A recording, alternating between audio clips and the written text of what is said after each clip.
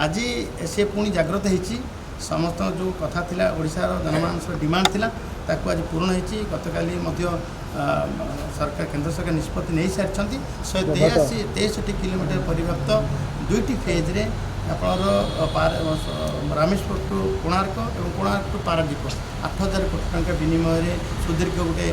4 line होची Rameshwar to Konark और Konark to Paradip होची 2 लाइन ए लाइन एभलिया कोस्टाल हाईवे तैयारी एवं जो थे 9टी अर्थनैतिक केन्द्र एवं 5टी लॉजिस्टिक केन्द्र सामिल रोटी आप देखिए पारादीप पोर्ट अस्तरंग पोर्ट से भितर आसो भुवनेश्वर इकोनॉमिक जोन और Konark economic zone Puri economic zone सब आसो पुरीर स्टेशन भी से ये विभिन्न को जोड़िकी ये अर्थनैतिक लॉजिस्टिक केन्द्र को जोड़िकी कोस्टाल हाईवे हम जोटी आप 5 घंटा लगुला जनगहली रास्ता 16 नंबर जातीय राजपथ निर्भर करा कोस्टाल हाईवे टी गले 3 घंटे जड़े पहुँची पार सबुठ सुविधा मिल अर्थनैतिक विकास हम और ओडिशार जो विकास